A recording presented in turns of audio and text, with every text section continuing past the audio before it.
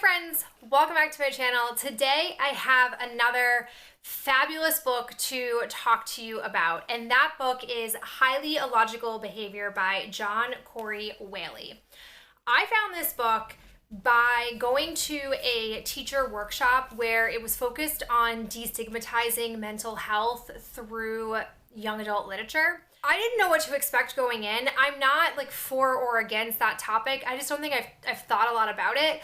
As a teenager, I read a lot of stories about girls who had been anorexic or bulimic or were teen moms or had been homeless. Like I went through a whole phase, I would say like 8th, 9th, 10th grade of high school, middle school, where I read like a slew, any book I could get my hands on that was nonfiction, I read them. And through Owl Crate, I have also read other books that I wouldn't necessarily say are like coded as mental health books, but you could definitely tell there is anxiety or OCD present in them. But I wouldn't say that I'm well versed in this topic. And so I went in and I was like, all right, let me just hear what they have to say. And this was the first book that really stood out to me. And it is so good. I read 100 pages the first time I picked the book up. Like it just sucked me in. So let me tell you all about it. Essentially, this story has 3 protagonists, but it is told in the point of view of 2 of them. The main character, in my opinion, is a man named Solomon, goes by Saul, and he has agoraphobia, which basically is a fear of going outside your house. And he has been inside his house for 3 years. He had a panic attack in 8th grade and decided to just stay inside ever since then, and his parents have allowed that. They've understood his problems and have been trying to work with him with getting help, but at the end of the day, they recognize that this was the best thing for him. So he has been homeschooled and hasn't been seen by anybody else outside of his parents and his grandmother in 3 years.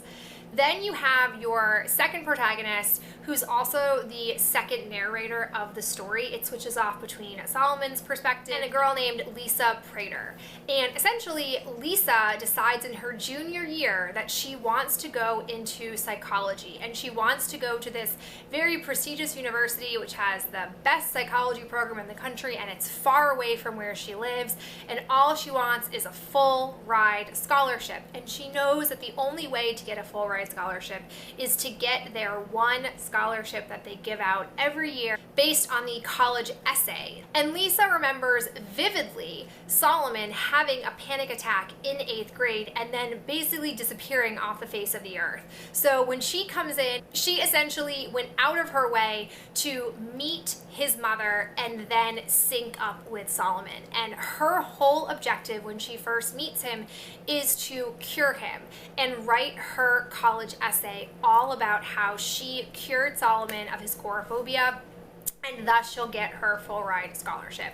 So it's really interesting in the sense of you get this premise of a boy who very realistically is struggling with a mental disease, and you have a girl who comes in who naively thinks that she can cure him and comes in with this agenda and wants to fix him.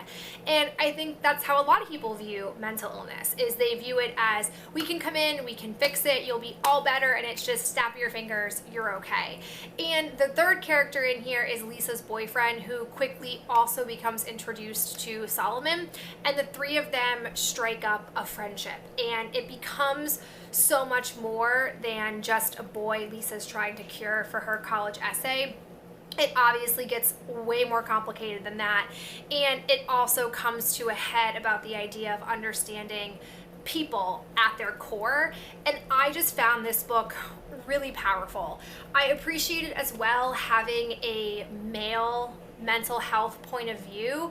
Again, like I said, based off my experience with this type of literature, I've mostly read from a woman author or from a woman protagonist, and I think a lot of times, to be very generalizing in this moment, I think a lot of times it tends to be categorized or viewed as mental health is a girl thing and less of a, typical boy thing. And I think this changes your mind or changes your thoughts. It also looks at male gender from the standpoint of Lisa's boyfriend not being the stereotypical jock, even though he does play sports and is relatively popular.